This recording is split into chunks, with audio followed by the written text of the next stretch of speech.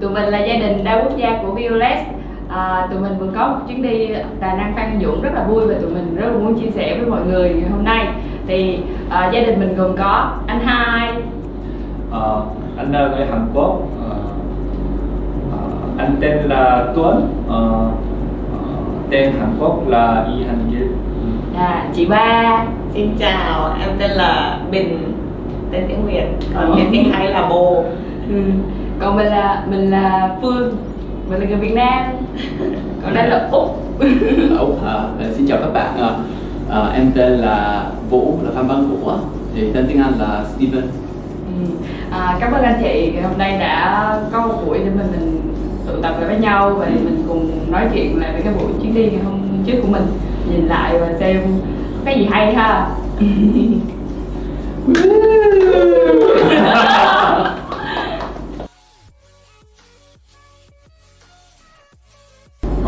Tại vì Phương có bắt buộc người ta đi. Không, em không có bắt buộc. Tại Steven. Vậy là Steven luôn có một ý tưởng là rất là thoải mái, thì cứ ở nhà đi ngủ á, nhưng mà đúng rồi, thì đó là ép buộc á, nhưng mà đúng là Phương rủ và sau đó thì em thì quyết định em Steven muốn đi á. Nhưng mà khi trước đây là chưa biết, cũng nghĩ là Đà Nẵng Phan Dũng là chỗ để nghỉ ngơi hay đẹp. Đi đúng, không cần làm gì, đúng đi đó, đúng rồi, đi bộ một chút, đúng đi rồi. ăn đi uống. Đúng rồi, đúng rồi, sai ơi là sai.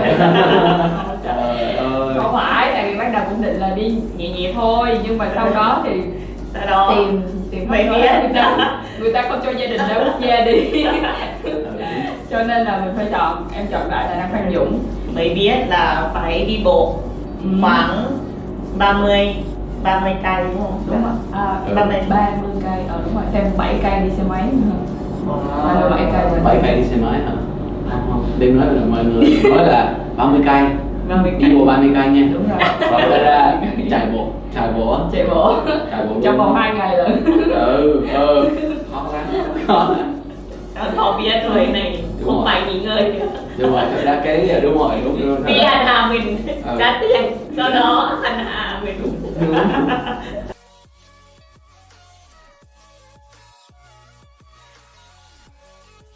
có biết nhiều người thêm và rất hay. Mọi người cũng từ miền Trung tới miền Tây luôn. Đúng là có nhiều nhóm trong một nhóm lớn á, thì giống như là có một, thì mình nhớ là rất là rõ ràng là có một nhóm là 3 người là phụ nữ. Nhìn rất là giống. Khi Steven đi nói chuyện với 3 người đó thì Steven nói là wow, không biết là 3 chị em biết là nhìn rất là giống luôn. Thì chị em nói là đúng, mình là chị em ruột thì trời ơi. Quê ơi là quê. Rồi, lúc đó phát hiện đó là gia đình số 1, xong chị Bô mới tự xây dựng gia đình. Gia đình số 2. Nhưng mà gia đình chúng ta hay á, gia đình chúng ta là gia đình quốc tế.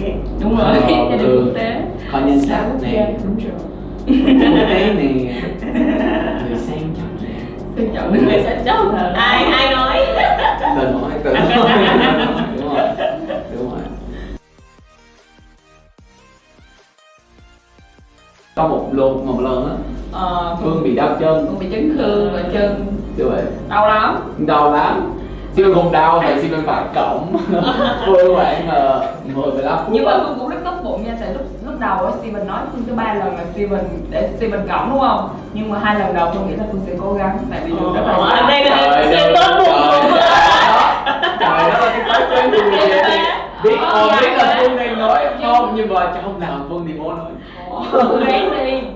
Tại vì đường đi rất là khó đi đúng không? Mình đi xuống liên tục và nó không có đúng.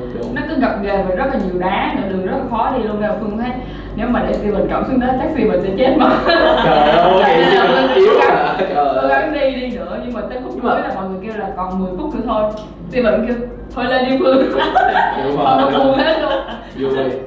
Xong rồi anh Tuấn cầm ba lô giùm em đúng không? Đúng rồi. Chị Mô nữa nè, em cầm ba lô giùm em. Còn Steven cõng em xuống. Cảm ơn mọi người nhiều. Nhưng mà mai là bị tổn thương trong cái lúc mà mình sắp sắp xong á. Sắp về. Không thôi thì xin mình xịn để Phương ở trên đường đi rồi, bye bye nha.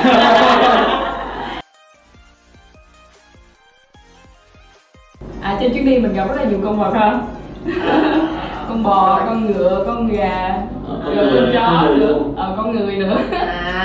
Và có thể biết là mỗi nước sẽ có cái âm thanh đó, âm thanh Đúng rồi, có đúng rồi. các loại khác nhau đúng không? Phương thích nhất cái trò đó luôn ấy. Con ngựa kêu, trong tiếng Việt kêu là hí. Xong rồi lúc Đó đó là cái con ngựa, con ngựa hả? con ngựa. Horse. Nè Nè, đó trên tiếng Thái. Đúng rồi. Tiếng Thái kêu sao chị Thơm? Tiếng Thái cũng đúng tiếng Việt. Như vậy. Con gà. Con gà. Cô kêu. Ui, Rồi, bây giờ cái con gà đó là người Hàn Quốc luôn. Trời ơi. Con kêu.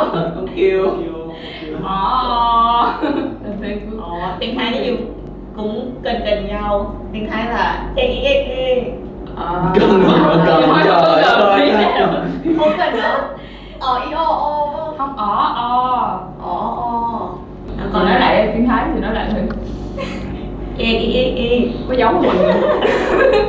Đâu giống rồi đúng không? Còn con gà ở Mỹ. Ở Mỹ là Ôi, thiệt không?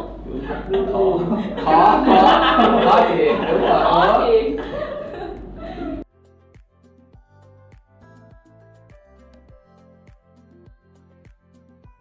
Xin mình học một từ là kìa. Kìa. Ăn sáng kìa, đúng không? Ăn sáng đi kìa. Ăn sáng kìa, đúng rồi. Cái đó thì Đi khó chơi lắm. kìa. Đi kìa. Đúng rồi, đi kìa, khó lắm. Ăn sáng kìa. Nhưng mà hiểu rồi đúng không? Hiểu nhưng mà Còn chuyến này là Stephen không chỉ học tiếng Việt nha, nhưng mà Stephen cũng dạy tiếng Việt cho người khác. đúng. Cũng rất giỏi lắm dạy cái tiếng Việt cho người Việt. Rất là nhiều bạn nữa. Chắc khoảng 10 học trò đúng không? Học trò thôi, đâu có, đúng rồi. Một học trò thôi à. Rất là Không, nhưng mà Phương thấy là có mấy bạn ở trong nhóm của mình, mấy bạn nhỏ kêu đi ra ngoài học tiếng Việt với Steven. đúng rồi, ai Vui cũng lắm, biết. vui lắm. Anh Vũ.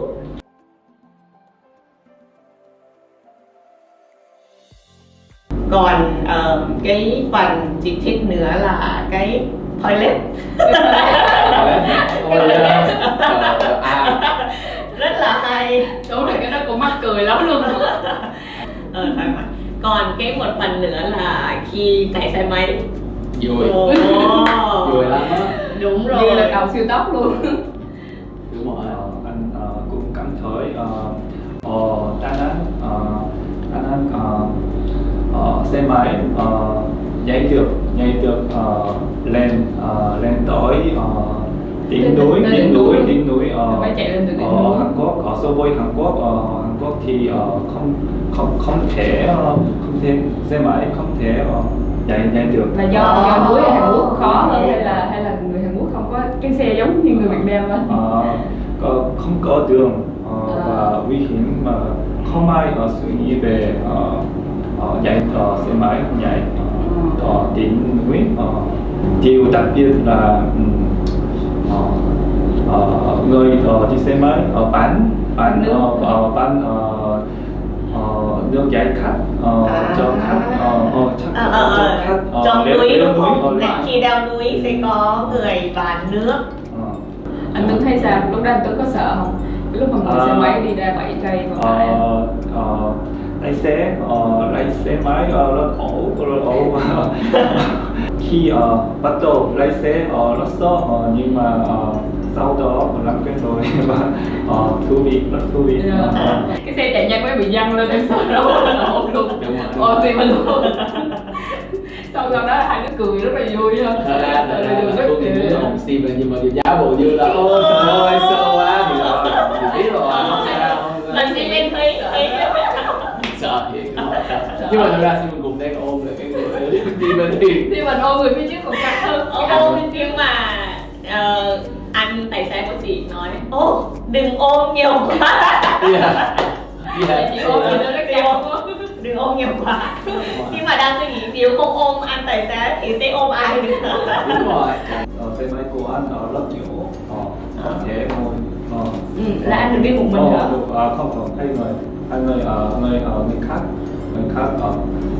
người Việt Nam rất nhiều. Bạn việc? không ngồi được. ngồi được không? Không biết đâu.